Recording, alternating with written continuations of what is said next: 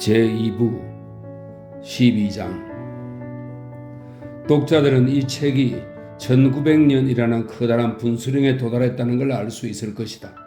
또 다른 한 세기가 모습을 드러내면서 그동안 일어났던 모든 일들은 사람들의 바람대로 희미해져 마치 철없고 두려움을 모르는 때처럼 이미 가버린 옛 시절은 마냥 즐겁고 감미롭고 순박하기 거지없어 보였다.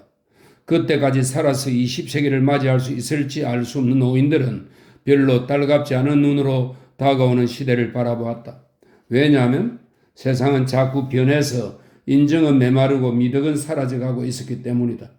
이처럼 부패하고 고뇌에 찬 세상이 비단 예의 범절과 마음의 여유와 아름다움만 잃어버렸다고 할 수 있을까?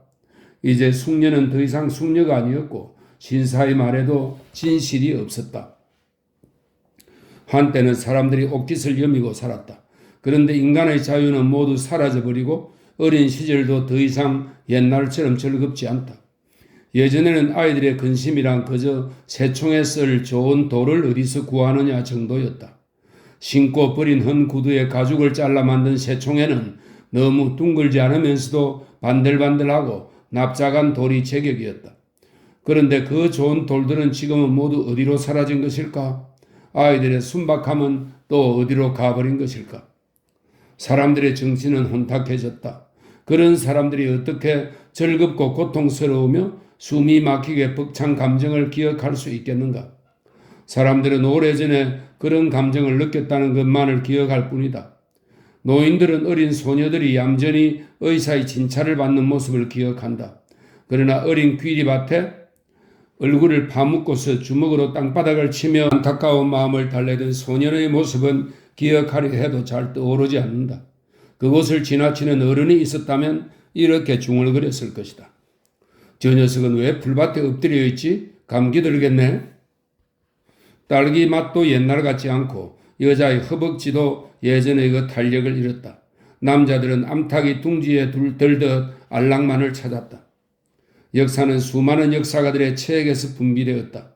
사람들은 이 엉망진창의 세상에서 빨리 탈출해야 한다고 말했다. 사기와 살인, 원인 모를 죽음으로 얼룩진 반란의 세상, 공유지를 가로채 이익을 갈취하는 이런 세상은 좋을 게 없으므로 어서 끝장이 나야 한다는 것이었다. 상기해보라. 우리에겐 감당하기 어려운 시련으로 갈기갈기 찢겼던 시절이 있었다. 우리가 가까스로 몸을 지탱하자 영국은 다시 우리를 집어삼켰다. 우리는 그들을 물리쳤지만 사정은 더 나아지지 않았다. 우리가 얻은 것이라곤 불타버린 백악관과 연금 지급 명부에 오른 수만 명의 미망인이었다. 그 후에 군인들은 멕시코로 향했다. 그것은 고통스러운 행군이었다. 집에서 편안히 먹고 지내도 될 텐데 왜 고생을 감수하면서까지 그런 행군을 해야 하는지 아는 사람은 아무도 없었다. 하지만 멕시코 전쟁은 두 가지의 소득이 있었다. 우선 서부 지역의 어마어마한 땅을 획득해서 영토를 거의 2배나 확장했다. 장군들은 이 지역을 훈련 장소로 삼았고 고초를 견디지 못해 자살하는 사람들이 생기자 군 지도자들은 그 행위를 두려운 것으로 인식시키는 기술을 습득하게 되었다. 그러자 논쟁이 벌어졌다. 노예를 계속 부릴 수 있을까? 정당한 목적으로 노예를 산다면 나쁠 것도 없지 않은가? 그 다음에는 말을 부려서는 안 된다고 하겠지. 내 재산을 뺏으려는 자는 누구인가? 그때의 우리는 자신의 얼굴을 핥히어 턱수염에서 피가 떨어지게 만드는 사람들 같았다. 이제 그것도 끝나고 우리는 피비린내 나는 땅을 떠나 천천히 서쪽으로 이동하기 시작했다. 그곳에서는 호황과 불황, 파산, 불경기가 몰아닥쳤다. 대규모의 도둑무리들이 극성을 떨며 사람들의 주머니를 털었다. 썩어 빠진 색이여 지옥에나 떨어져라. 이 모든 것을 끝내고 문을 닫아버리자. 책을 덮듯이 덮어버리고 새로운 세상을 읽도록 하자. 새로운 장과 새로운 생활을 향해 가자. 악취를 풍기는 금색의 뚜껑을 닫아버리면 인간의 손은 깨끗해질 것이다. 앞으로는 깨끗한 것만 남아있어야 한다. 이제는 부정도 존재하지 않는다. 새롭게 시작되는 새로운 세기에 구태의 연한 수작을 부리는 자가 있다면 우리는 똥통 위에 거꾸로 매달아 처형해 버릴 것이다. 그러나 딸기는 두 번 다시 예전의 맛을 내지 못할 것이며 여자들의 허벅지는 그 탄력을 되찾지 못할 것이다. 제2부 13장 1. 가끔씩 신의 은총 같은 것이 사람의 마음을 밝혀주기도 한다. 이런 일은 거의 모든 사람에게 공통적으로 생긴다. 다이너마이트를 향해 도화선이 타들어가듯이 우리는 이런 일이 준비되고 확대되어 가는 것을 느낄 수 있다. 그것은 위와 팔뚝이 기쁨에 뜨는 느낌이다. 살갗은 공기를 음미하고 심호흡을 하면 달콤한 맛이 느껴진다.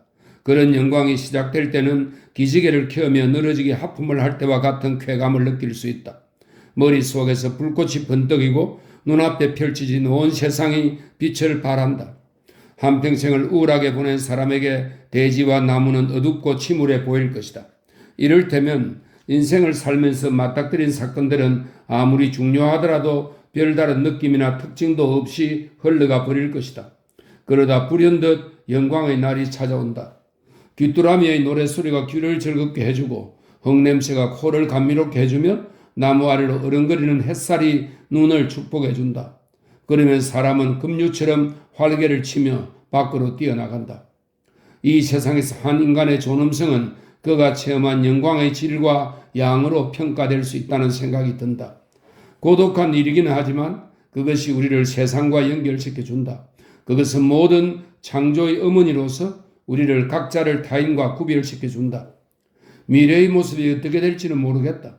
지금 세상에는 기이한 변화가 일고 있고 어떤 힘이 알 수 없는 미래를 만들어가고 있다. 그런 힘들 중에는 우리에게 악으로 보이는 것들도 있다.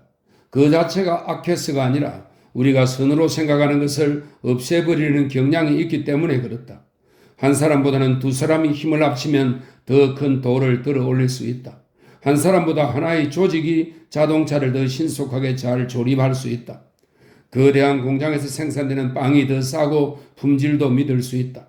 우리의 의식주가 복잡한 대량 생산을 통해 만들어지면 그것이 우리의 사고를 통제하고 다른 감각을 모두 마비시킨다. 우리 시대에는 대량 생산 혹은 공동 생산이 정치, 종교, 경제에 파고들고 있다. 어떤 나라에서는 신의 개념을 집단의 개념으로 바꾸기까지 했다.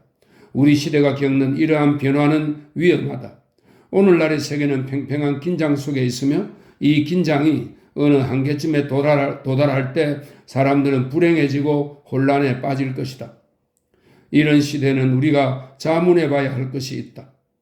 나는 무엇을 믿고 사는가? 나는 무엇을 위해 싸우고 무엇에 대항해야 하는가? 인간은 유일하게 창조적인 동물이며 창조에 필요한 유일한 도구는 각자의 정신과 마음이다. 지금까지 그 어느 것도 두 사람에 의해 창조된 것은 없다. 음악, 미술, 시, 수학, 철학 중에서 두 사람이 공동으로 만들어낸 것 중에는 신통한 것이 거의 없다.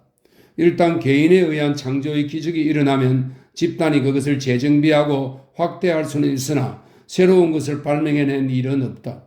그러므로 정작 값진 것은 인간의 고독한 마음 속에 있는 것이다. 그런데 오늘날에는 집단의 개념을 호위하는 집단들이 귀중한 인간의 정신을 말살시키겠다고 선포한다.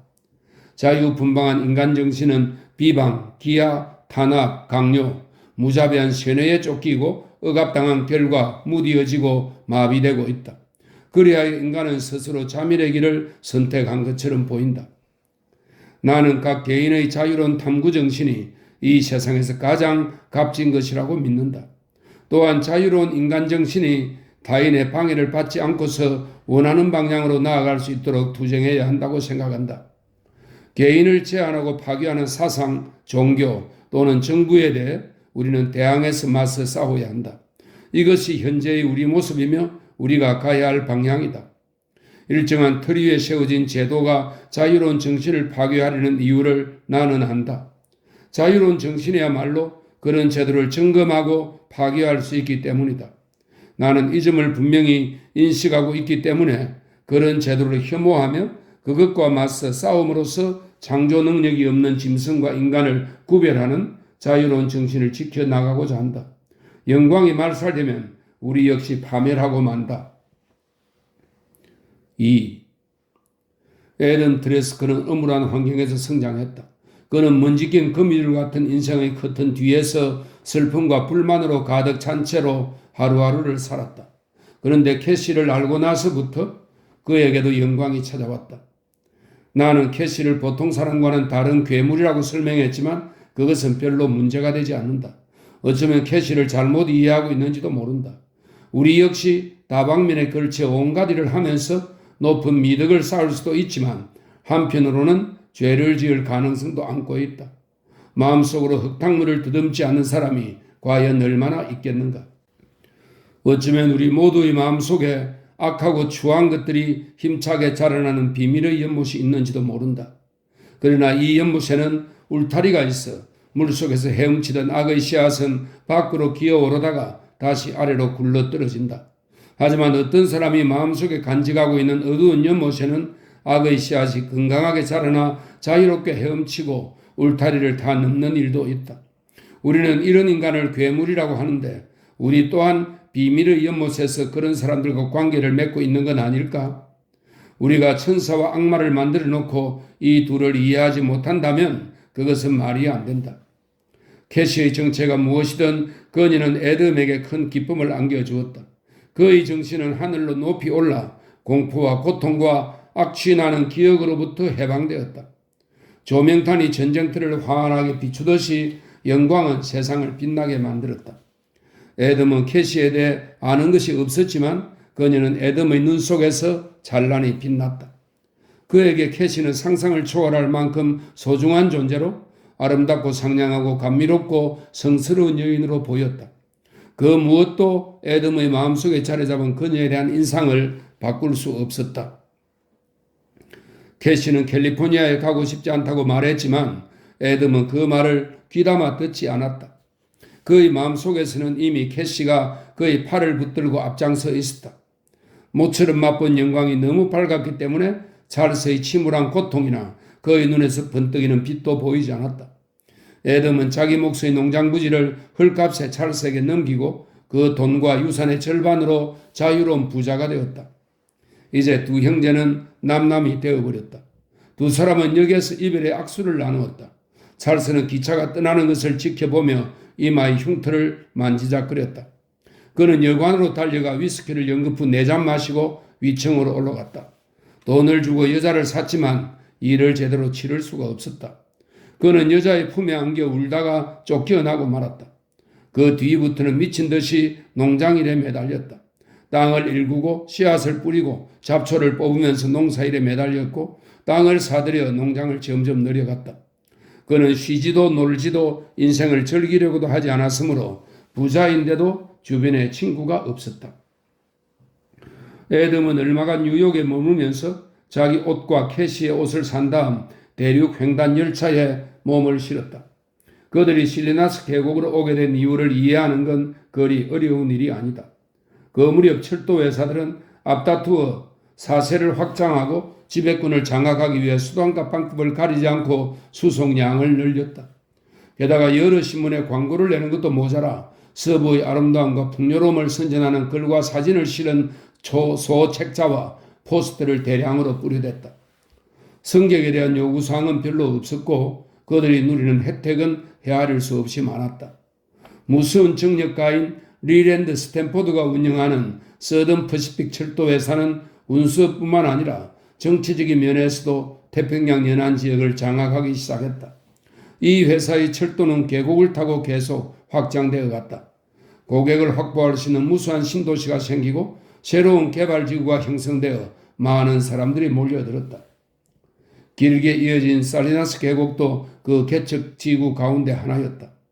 에돔은 살리나스 계곡이 천국에 견주어도 손색이 없는 낙원이라고 격찬한 화려한 포스터를 바라보며 생각에 잠겼다. 그런 광고를 보고도 살리나스 계곡에 정착하고 싶다는 생각을 안 한다면 그는 분명 정상인이 아닐 터였다. 에돔은 토지 매입을 서두르지 않았다. 그는 우선 마차를 사서 그 근방을 돌아보며 초기의 정착민을 만나 토양과 물 사정, 기후와 농산물, 가격과 시설에 대해 알아보았다. 에돔에게 이 일은 투기가 아니었다. 그는 이곳에 정착하여 집을 짓고 가족을 돌보며 작은 왕국을 꾸며볼 생각이었다. 에돔은 부지런히 농장을 돌아다니며 흙을 집어 손가락으로 만져보면서 사람들과 이야기를 나누었다. 그러면서 계획을 세우고 자기만의 꿈을 키웠다.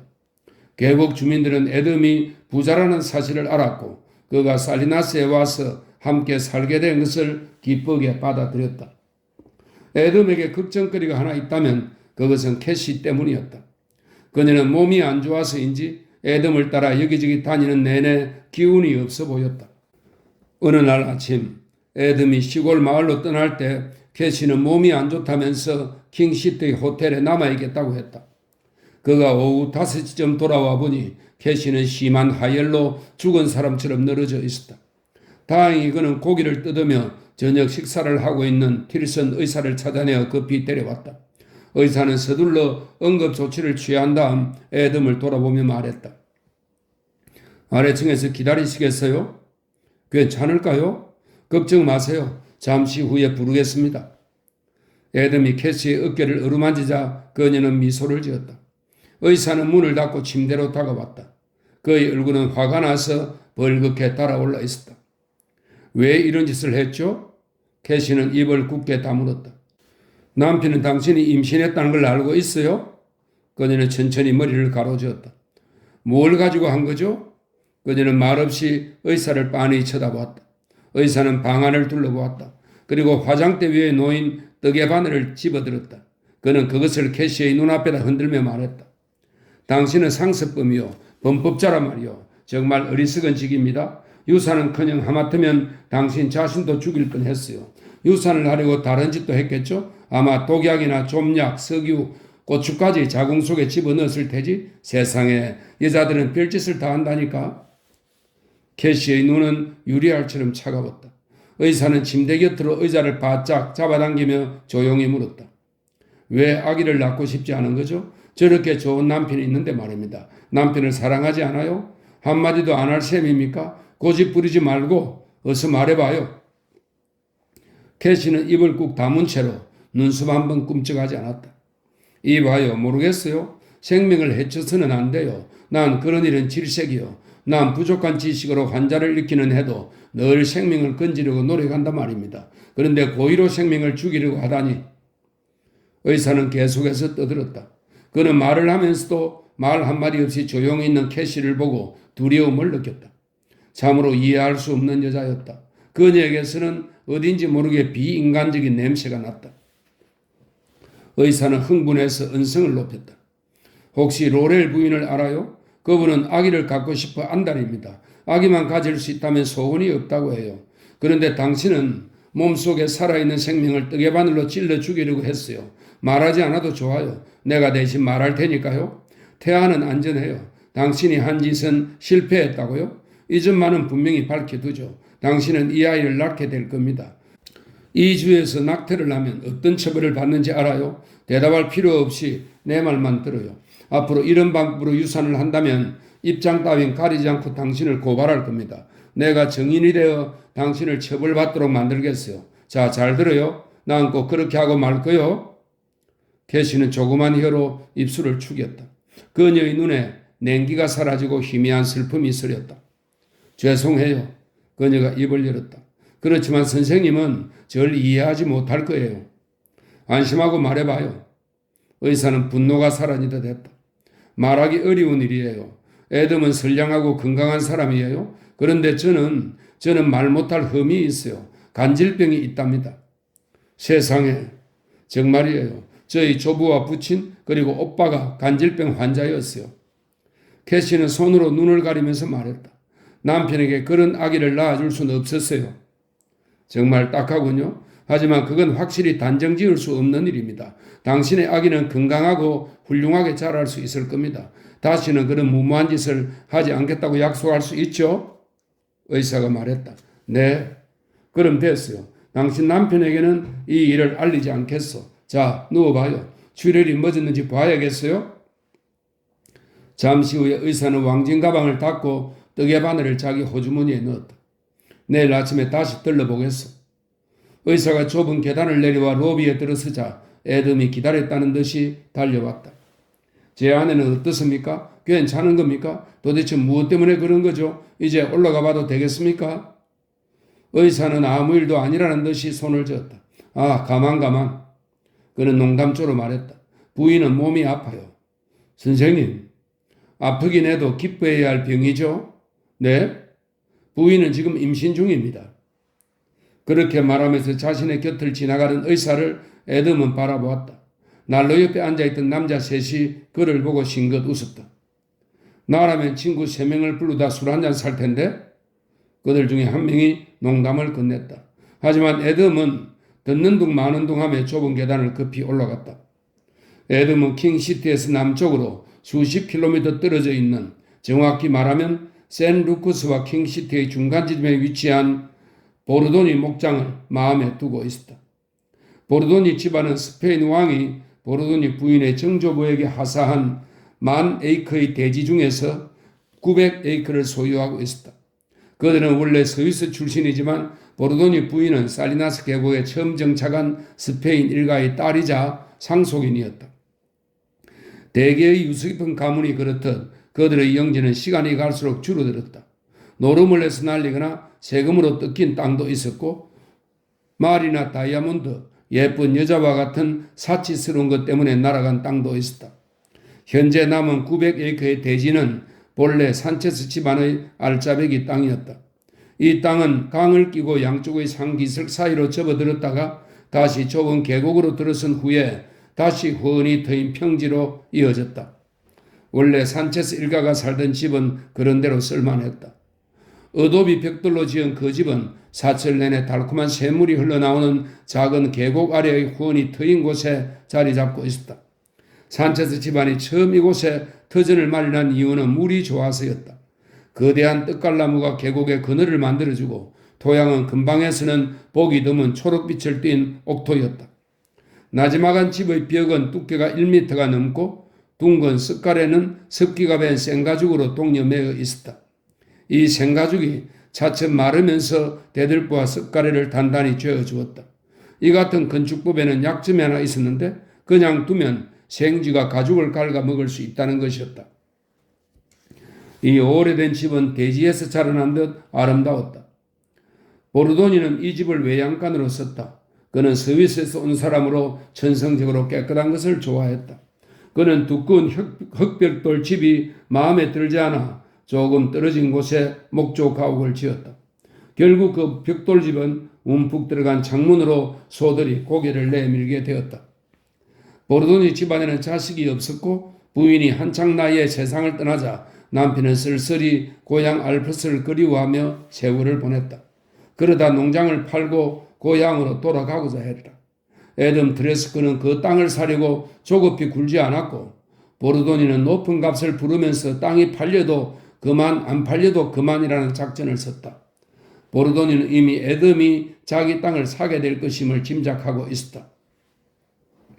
애덤은 어디든 정착한 곳에서 앞으로 태어날 자식들을 기르며 오래오래 살 작정이었다. 일단 한 곳을 매입하고 난 뒤에 더 좋은 곳이 나타나면 어쩌나 망설이면서도 산체스 집안의 땅을 일단 마음에 두고 있었다. 캐시가 나타나면서부터 애덤의 생활은 아름답고 행복한 미래를 향해 거침없이 뻗어 있었다. 애덤은 매사를 신중하게 처리하기로 했다. 그는 마차를 타고 여기저기 둘러보기도 하고 걸어다니면서 주변을 살피기도 했다. 또한 토지를 검사하기 위해 땅속 깊이 구멍을 팠고 흙을 직접 만져보고 냄새를 맡기도 했다. 심지어는 들판과 강 기슭과 언덕에 자라는 하찮은 야생 식물까지 조사했다. 습지에서는 무릎을 꿇고 앉아 진흙에 찍힌 동물들의 발자국도 살펴보았다. 그곳에는 퓨마, 사슴, 코요테, 스컹크, 너구리, 쪽제비, 들고양이, 토끼, 메추라기 등이 서식하는 것 같았다. 그는 강가의 버드나무, 플라트너스, 야생 딸기의 등굴 사이를 걸어보거나 떡갈나무, 잣나무, 월계수, 산장미의 줄기를 만져보기도 했다. 보르도니는 애덤을 곁눈질해 가면서 언덕배기 과수원에서 딴 포도로 만든 포도주를 한 잔 따라주었다. 그는 오후가 되면 근하게 취할 정도로 마시는 것을 낙으로 삼았다. 포도주를 처음 맛본 애덤은 차츰 그 맛을 좋아하게 되었다. 애덤은 캐시의 의견을 여러 번 물었다. 그녀가 과연 그 땅을 좋아할까? 그곳에서 행복하게 지낼 수 있을까? 하지만 그녀는 한 번도 확실한 대답을 해주지 않았다. 애덤은 자기가 좋아하는 것을 캐시도 좋아할 것이라고만 생각했다. 그는 킹시티 호텔의 휴게실에서 난로 주변에 둘러앉은 남자들과 담소를 나누며 샌프란시스코에서 온 신문을 읽고 있었다. 문제는 물이요. 어느 날 저녁에 그가 말을 꺼냈다. 얼마나 깊이 파야 물이 나올까요? 그때 청바지 차림의 농장주가 무릎을 포갠 채로 대답했다. 그걸 알려면 세뮤얼 해밀턴을 만나야 할 거요. 물에 대해서라면 모르는 게 없는 사람이니까. 우물에 대해서는 귀신이고 우물도 잘 파지요. 그 사람이라면 잘 알려줄 겁니다. 이 지방의 우물의 절반은 그가 팠으니까요. 그러자 그의 친구가 킬킬거리며 웃었다. 세뮤얼이 물박사인 건 다 이유가 있어요. 자기 땅에서는 물이 한 방울도 나오지 않거든요. 어떻게 하면 그 사람을 만날 수 있죠? 애덤이 물었다. 내가 가르쳐 주리다. 마침 철물 앵글이 필요해서 그를 찾아갈 참이었는데 잘 됐군요. 괜찮다면 나와 함께 갑시다. 당신도 해밀턴 씨를 좋아하게 될 거요. 참 좋은 사람이니까요. 우스갯소리로는 그를 따라갈 사람이 아무도 없죠. 그의 친구가 말했다. 3. 애덤 드레스커는 루이스 리포가 모는 사륜마차를 타고 해밀턴의 농장으로 갔다. 상자 속에서 쇠조각들이 덜컹거렸다. 차갑게 해두리고 자루에 싸놓은 사슴 다리가 쇠뭉치 위에서 흔들렸다. 그 무렵에는 남의 집을 방문해서 식사 대접을 받게 되면 그 집 양식을 축낸다고 생각해 보충해주는 뜻으로 먹을 것을 들고 가는 것이 관례였다. 양식을 보충해주지 않으면 그 집의 일주일분 식단에 차질을 줄 수 있었다. 돼지 다리 한쪽이나 소고기 한 덩어리라도 괜찮았다. 그래서 루이스는 사슴고기를, 애덤은 위스키 한 병을 갖고 갔다. 미리 말해둘 게 있어요. 루이스가 입을 열었다. 해밀턴 씨는 술을 좋아하지만 그 부인은 질색을 한답니다. 나라면 그걸 좌석 밑에 숨겨두었다가 대장간에 갈 때 꺼내겠어. 우리는 늘 그렇게 하거든요. 그 집 부인은 남편에게 술을 못 마시게 합니까? 최구는 작은데 고집은 대단한 여자지요. 어서 술병을 좌석 밑에 넣어두어요. 그들은 골짜기 길을 지나 겨울비로 파인 바닥에 난 마차 바퀴 자국을 따라 황폐한 언덕길로 접어들었다. 말들이 울퉁불퉁한 길을 힘겹게 오르자 사륜마차가 요동을 쳤다. 1년 내내 황폐하고 메마른 언덕에는 6월인데도 햇볕에 말라붙은 잡초 사이로 돌멩이들만 비죽비죽 솟아있었다. 귀리는 빨리 열매를 맺지 못하면 영영 씨도 못 뿌린다는 것을 아는지 겨우 15cm 남짓 자라 있었다. 신통치 못한 땅이군요. 애덤이 말했다. 그렇게 보입니까? 정말이지 이곳은 사람 잡을 땅이랍니다. 그렇고 말고요. 해밀턴 씨는 꽤 넓은 땅을 갖고 있는데도 자식이 많아서 그냥 앉아있다가는 굶어 죽기 십상이죠. 농장만 가지고는 먹고 살기 힘들어요. 그래서 닥치는 대로 일을 하고 아이들도 열심히 거들어요. 정말 모범적인 가정이지요. 애덤은 골짜기 위로 검은 윤곽을 그리며 솟아있는 메스키트 등굴을 바라보며 말했다. 세상에 왜 이런 곳에 정착했답니까? 누구나 그렇지만 루이스 리포는 특히 외지 사람에게 설명해 주기를 좋아했다. 다만 토박이가 옆에서 끼어들며 핀잔을 주지 않는 한은 그랬다. 나로 말할 것 같으면 아버지가 이탈리아인이었어요. 이탈리아에서 문제를 일으켜 돈을 조금 가지고 이곳으로 오게 되었죠. 우리 땅은 그리 넓지는 않지만 옥토였답니다. 아버지는 땅이 마음에 들어 구입하셨어요. 이젠 당신 얘기를 좀 들어봅시다. 당신이 어떤 사람인지는 물어보지 않겠소. 그런데 당신이 저 유서 깊은 산체스 농장을 사려고 하는데 보르도니가 좀처럼 양보를 하지 않는다고 들었어요. 당신은 돈이 무척 많은가 봅니다. 부자가 아니면 그 땅을 살 업무도 못 냈을 테니까요. 그럭저럭 먹고 살 정도는 되지요. 애덤은 겸손하게 말했다. 얘기가 엉뚱한 곳으로 빗나가 버렸군요. 해밀턴 부부가 이 골짜기에 들어왔을 때는 요강단지 하나도 없는 신세였어요. 그래서 모든 사람들이 끓이는 국유지에 정착할 수밖에 없었던 겁니다. 그중 25에이크의 땅은 소 한 마리 칠 수 없는 박토여서 흉년에는 들깨마저 다른 곳으로 피한답니다. 해밀턴 일가가 어떻게 그런 곳에서 살 수 있는지 모르겠다는 사람들도 있어요. 하지만 해밀턴 씨는 싫은 소리 없이 일만 했습니다. 그래서 가족을 먹여 살릴 수 있었던 거죠. 그는 머슴처럼 일했는데 어느 날인가는 탈곡기를 발명했답니다. 그걸로 성공한 모양이군요. 어딜 가나 그 사람 얘기를 하던데 물론 그걸로 성공했죠. 자식을 9이나 길렀으니까요. 하지만 한 푼도 저축하지 못했을 겁니다. 어떻게 돈을 모을 수 있겠어요? 커다란 돌에 걸렸는지 마차 한쪽이 튀어올랐다가 다시 내려앉았다.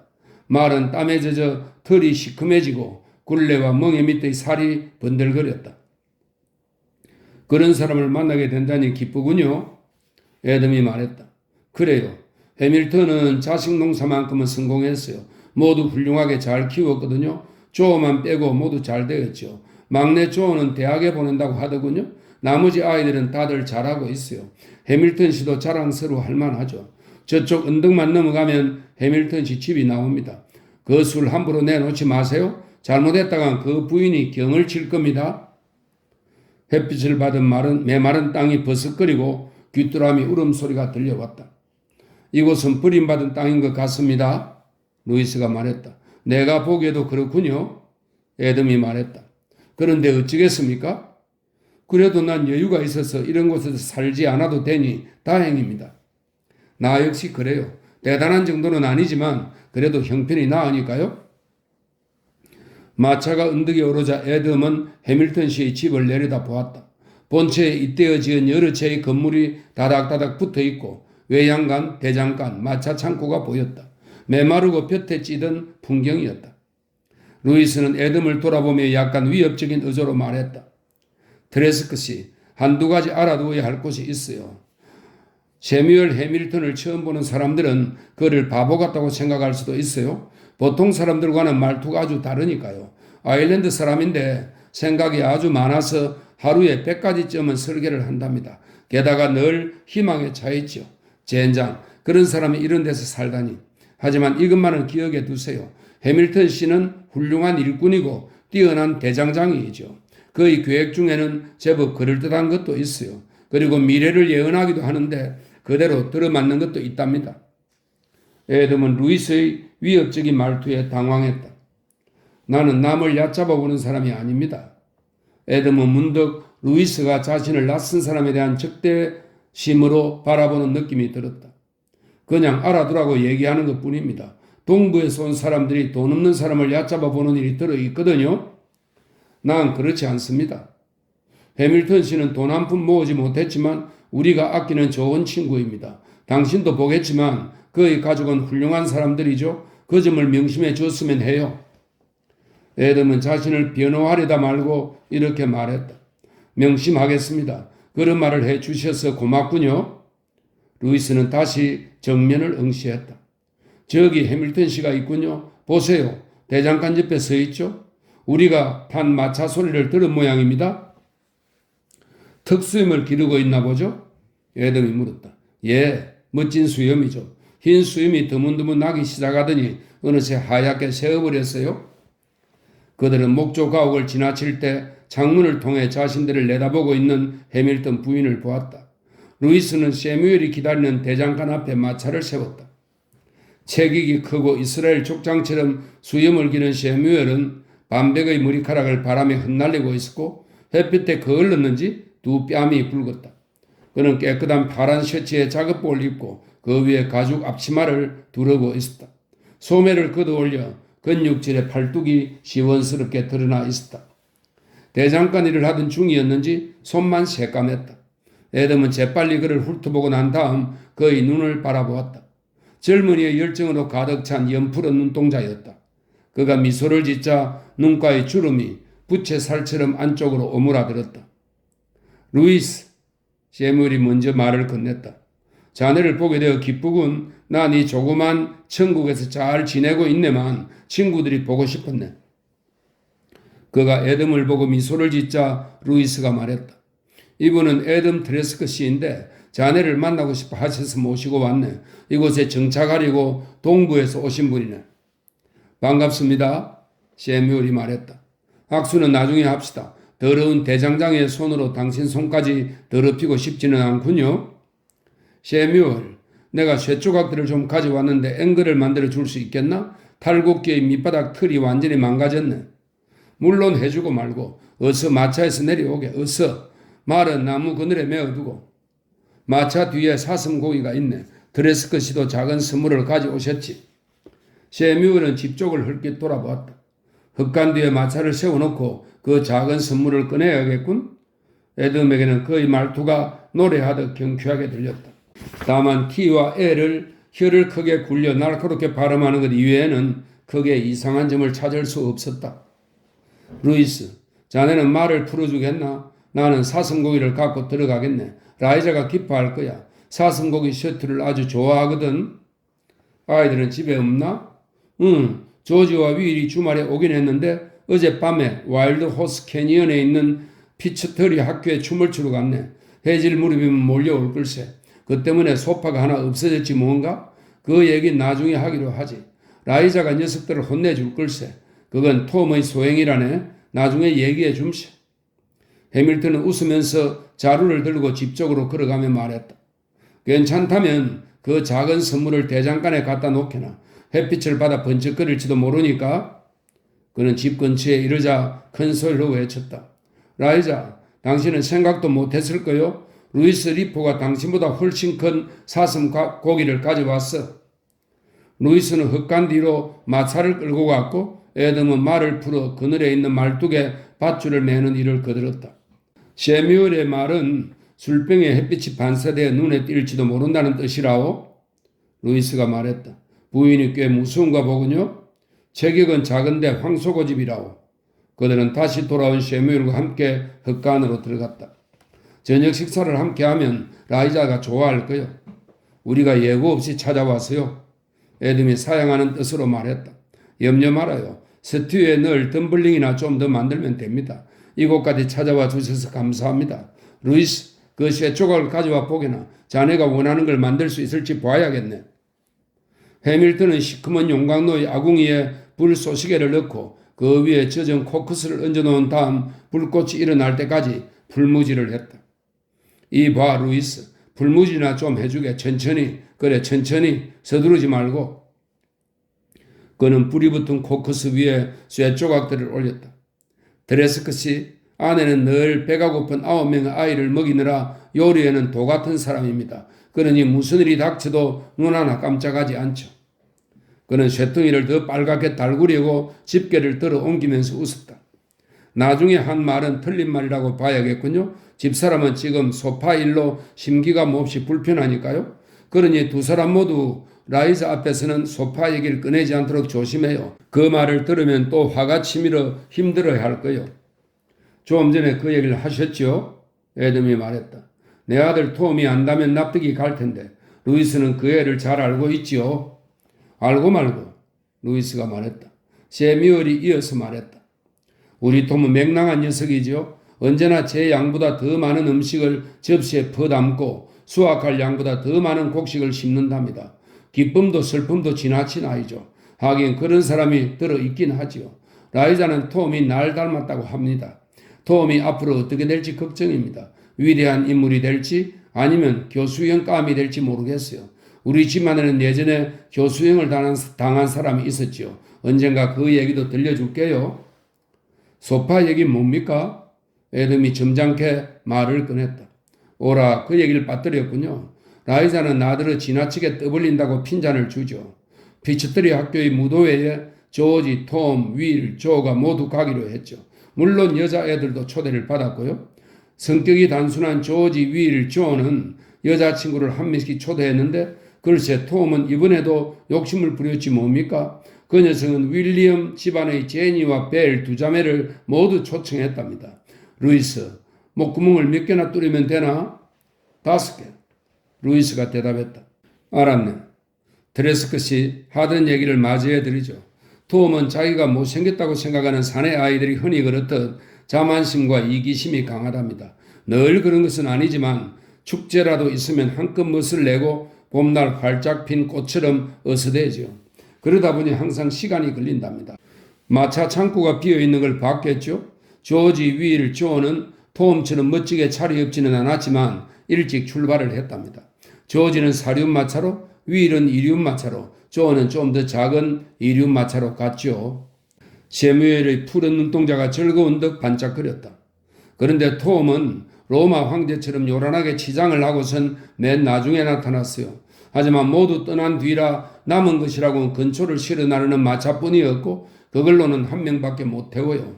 마침 잘된 일인지는 모르겠지만 그때 아내는 낮잠을 자고 있었어요. 투엄은 계단에 앉아 골똘히 생각하더니 헛간으로 가서 말 2마리를 끌어내놓고 근초 마차의 횡목을 떼어내더군요. 그런 다음 집 안으로 들어가 끙끙대며 소파를 끌어내 소파 다리에 쇠사슬을 칭칭 감았답니다. 아내가 가장 아끼는 값비싼 그위틀 소파를요. 조지를 낳기 전에 편히 쉬라고 내가 선물로 사준 것이랍니다. 내가 본 톰의 마지막 모습은 윌리엄 자매를 태우고 소파에 편안히 앉아서 언덕을 넘어가는 것이었죠. 그 녀석이 돌아올 때쯤이면 소파가 웨이프 과자처럼 형편없이 망가져 있을 게 뻔하지요. 셰뮤얼은 부젓가락을 내려놓고 허리에 손을 얹고는 한바탕 웃었다. 라이자는 지금 골이 잔뜩 나서 콧구멍에서 불이 날 지경이니 큰일이지 뭡니까? 가엾은 녀석. 애덤은 웃으면서 말했다. 이것 좀 마셔보시겠어요? 물론 좋지요. 셰뮤얼은 위스키 술병을 받아서 한 모금 마시고는 다시 건네주었다. 아일랜드 말로 위스키는 위스커보라고 하지요. 생명의 물이라는 뜻입니다. 셰뮤얼이 목구멍을 뚫으려고 빨갛게 달군 쇠 조각을 모루 위에 올려놓고 망치로 두들기자 불꽃이 사방으로 뛰었다. 그는 시커먼 물이 반쯤 찬 물통에 쇠 조각을 담갔다. 그러자 쇠 조각이 식으면서 지지직 소리를 냈다. 이제 됐군. 셰뮤얼은 그렇게 말하면서 쇠 조각을 땅바닥에 던졌다. 고맙네. 얼만가? 루이스가 말했다. 함께 어울린 것으로 됐네. 늘 이런다니까? 루이스가 말했다. 아닐세, 자네 집 우물을 파준 삭선 받지 않았나? 그 말을 들으니 생각나는군. 여기 트레스크 씨가 보르도니의 땅을 사려고 생각하고 계시네. 옛날 산체선의 땅 말이야. 잘 알지? 셰뮤얼이 말했다. 좋은 땅이지. 그 땅의 물 사정을 물으시기에 이 근방에선 자네만큼 물에 대해 잘 아는 사람은 없을 거라고 말하고 모시고 온 걸세. 애덤이 술병을 건네자 셰뮤얼은 다시 한 모금을 마시고 금댕이 묻지 않은 손목으로 입을 닦았다. 아직 결정을 내린 건 아닙니다. 그저 몇 가지 좀 여쭤볼까 하고요. 애덤이 말했다. 맙소사, 댁은 지금 길을 잘못 든 겁니다. 아일랜드 사람과 무슨 일을 의논하는 건 위험하다고들 하죠. 아일랜드인은 사실을 고지고대로 말해버리거든요. 내게 무슨 일을 의논하려거든 그 점을 잊지 말아야 해요. 세상 사람들은 2가지 방법으로 사물을 바라본다고 하더군요. 하나는 말이 없는 사람은 현명하다는 것이고 다른 하나는 말이 없는 사람은 생각이 모자라다는 것이죠. 당연히 나는 후자의 견해에 동의합니다. 라이자도 나는 그 점이 탈이라고 하죠. 그래, 뭘 알고 싶나요? 보르도니의 땅을 매입한다면 얼마나 깊이 파야 물이 나오겠습니까? 정확한 건 땅을 파봐야 합니다. 어떤 곳은 10m, 또 어떤 곳은 50m를 파야 한답니다. 때로는 지구의 중심까지 파야 될 경우도 있지요. 물은 틀림없이 나오는 겁니까? 내 땅 말고는 어디서든 물이 나오죠. 여기는 물이 없다고 하더군요. 들으셨습니까? 하늘에 계신 하나님도 그 얘기는 아실 겁니다. 내가 온 동네에 떠들고 다녔으니까요. 강 옆에 400에이크의 땅이 있던데 그곳에서는 물이 나올까요? 봐야 알죠. 거긴 좀 이상한 계곡이거든요. 조금만 참고 있으면 알려드리리다. 그곳에 가서 막대를 땅속에 꽂아 보기도 했으니까요. 사람이 배가 고프면 마음이 조급해지기 마련이죠. 그렇고 말고 루이스 리포가 끼어들었다. 트레스크 씨는 뉴 잉글랜드에서 오셨네. 이곳에 정착할 생각을 하고 계신다네. 군인 시절에는 인디언과 싸우기 위해 서부에 와본 적도 있으시고. 그렇습니까? 그렇다면 그 얘기를 들려주시겠소? 그 얘기는 하고 싶지 않습니다. 왜요? 만약 내가 인디언과 싸웠다면 가족과 동네 사람들이 야단이었을 텐데요. 난 인디언과 싸우고 싶지 않았습니다. 애덤은 은연중에 군대식으로 말하고 있었다.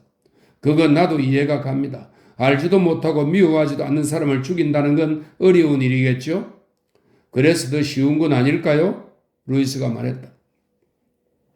자네 말에도 일리가 있군, 루이스. 그렇지만 마음속 깊이 온 세상 사람들을 친구로 생각하는 사람이 있는가 하면 자신을 혐오해서 뜨거운 빵에 버터가 번지듯 그 미움을 온 세상에 퍼뜨리는 사람도 있는 법이네. 그 얘기는 접어두고 땅에 관해 얘기를 내주셨으면 합니다. 시체가 산더미처럼 쌓인 끔찍한 광경이 떠오르자 에덤은 심기가 불편해졌다. 지금 몇 시나 됐나? 루이스가 밖으로 나가 해를 쳐다보며 말했다. 10시가 안 된 것 같군? 난 말문이 열리면 자제할 줄을 모른답니다. 내 아들 윌은 날들어 얘기할 상대가 없으면 나무에 대고 얘기할 사람이라고 하더군요. 해밀턴은 한숨을 내쉬고는 연장통 위에 앉았다. 조금 전에 내가 그것을 이상한 계곡이라고 말했는데 초목이 우거진 푸른 초원에서 태어났기 때문에 그런 느낌이 드는 건지도 모르겠어요. 루이스, 자네는 그 땅이 이상하다고 생각하지 않나? 아니, 난 이곳에서 한 발짝도 나가본 적이 없어서 모르겠네. 난 그곳을 수없이 파보았네. 세뮤얼이 말했다. 그 땅속에 무언가가 흐르고 있어요. 그 밑바닥엔 대양이 자리 잡고 또 다른 세계가 펼쳐져 있는 것 같더군요. 하지만 농사 짓는 사람은 걱정할 필요가 없죠. 표토의 토질이 훌륭해요. 계곡 위쪽은 가벼운 모래흙이지만 겨울철이면 아래로 씻겨 내려가 언덕배기어 있다. 마른 흙과 섞인답니다. 북쪽으로 올라가면 골짜기가 넓어지면서 더 검고 찰기가 있는 비옥한 땅이 나오죠. 내 생각으론 옛날에 그곳은 늪이었는데 몇백 년 동안 나무 뿌리가 썩어 검은 흙이 되고 땅이 기름지게 된 것 같아요. 흙을 파보니 약간 기름기가 도는 찰흙이 엉겨붙어 있더군요. 곤잘레스 부근에서 시작해서 북쪽의 강 어기까지 그런 토양이죠. 양쪽으로 살리나스, 블랑코, 캐스트로빌, 모스랜딩 주변에는 아직도 늪이 많아요. 언젠가 그 늪이 말라버리면 이 황토지대에서 가장 비옥한 토지가 될 겁니다. 세뮤얼은 늘 앞으로 일어날 일들을 말한답니다. 루이스가 나서서 말했다. 이곳에 정착하려면 앞으로의 상황도 참고해야겠죠? 에덤이 말했다. 내 자식들이 태어나면 이곳에다 터전을 마련해야 할 테니까요. 세뮤얼은 에덤과 루이스의 머리 넘어 어두욱한 작업장 밖으로 펼쳐진 빛으로 가득한 노란 세상을 응시했다. 이곳 계곡의 땅 밑에는 깊거나 얕게 경질의 지층이 깔려 있어요.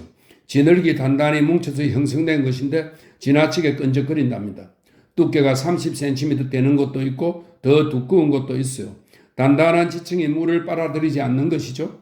이 지층이 없으면 겨울비가 스며들어 흙을 적셨다가 여름에는 나무 뿌리를 통해 겉으로 스며 나올 겁니다. 하지만 경질층 위의 흙이 흠뻑 젖으면 나무물은 흘러가든지 그 위에 고여 썩어요. 이것이 바로 이곳의 치명적인 결함이죠. 그래도 이곳은 살기 좋은 곳이 아닙니까? 그래요. 살기 좋은 곳이죠. 하지만 이 땅을 더 비옥하게 만들 수 있다는 것을 알게 되면 사람들이 가만히 있지 않을걸요. 땅에다 수천 개의 구멍을 뚫어 지하수를 끌어올리면 문제는 해결될 겁니다. 그래서 내가 직접 다이너마이트 몇 개로 시험해 보았어요. 단단한 땅에 구멍을 뚫고 그 안에다 다이너마이트를 넣고 폭파시켰죠. 그랬더니 경질층이 깨지면서 물이 아래로 스며들었어요. 하지만 그렇게 하자면 엄청난 양의 다이너마이트가 필요하죠. 언젠가 다이너마이트를 발명한 스웨덴 사람이 더 강력하고 안전한 폭발물을 만들었다는 기사를 읽은 적이 있습니다. 그것으로 모든 문제가 해결될지도 모르죠. 루이스가 농담을 약간 섞어서 말했다. 이 사람은 늘 사물을 어떻게 변화시킬까 하는 문제만 생각하죠. 현실에는 만족을 못하니까요. 세뮤얼이 루이스를 보면서 웃었다. 옛날에 인간은 나무에 살았다고 하지. 누군가가 그 높은 나무에서 사는 것에 불만을 품었기에 망정이지 안 그랬더라면 우리는 지금같이 평평한 땅을 걸어다니지 못했을 걸세. 그는 다시 큰 소리로 웃었다. 하나님이 이 세상을 창조하셨듯이 나는 이 먼지 구덩이 속에 앉아 마음속으로 혼자 창조한 세계를 바라봅니다. 하나님은 자기가 창조한 세계를 직접 눈으로 보셨지만 나는 이런 식으로밖에 볼 수 없지요. 언젠가는 이 계곡이 아주 비옥한 땅이 될 겁니다. 그러면 많은 사람들을 먹여 살리게 되겠죠. 세뮤얼의 눈빛에 그늘이 지는 듯 했다. 그는 슬픈 표정으로 말문을 닫았다. 당신 말을 들어보니 그 땅에 정착하면 좋을 것 같습니다. 에덤이 말했다. 아이들을 키우는데 그만한 곳이 어디 있겠습니까? 세뮤얼이 말을 이었다. 그런데 나도 이해할 수 없는 일이 한 가지 있어요. 이 계곡에는 검은 그림자가 드리워져 있죠. 정체는 모르지만 느낄 수는 있답니다. 가끔씩 눈부신 대낮에도 그것이 해를 맞고 해면처럼 햇빛을 빨아들이거든요. 그의 목소리가 높아졌다. 이 계곡에는 어두운 폭력이 존재한답니다. 알 수 없는 일이지만 마치 늙은 망령이 땅 밑의 메마른 대양에서 튀어나와 주변의 공기를 불안하게 휘젓고 다니는 것 같아요. 마치 감춰진 비밀인 듯 하죠. 나도 그게 뭔지는 모르지만 이곳 사람들에게서 그걸 보고 느낀답니다. 애덤은 몸서리를 쳤다. 일찍 들어가야 한다는 걸 깜빡 잊고 있었어요. 집사람 캐시가 출산을 하려고 하거든요. 라이자가 식사 준비를 하고 있을 텐데요. 출산이라고 말씀하시면 부인도 이해하실 겁니다. 아내는 건강이 좋지 않답니다. 지하수에 대한 조언 감사합니다. 내가 공연한 얘기를 꺼내어 기분이 언짢으셨나요? 아니, 그렇지 않습니다. 캐시는 초산인데다 건강이 좋지 않았어요. 그날 애덤은 밤새도록 이런 생각 저런 생각에 잠을 이룰 수 없었다. 그는 다음날 마차를 몰고 가서 보르도니와 인사를 나누었다. 이제 산체스 농장은 애덤의 소유가 되었다.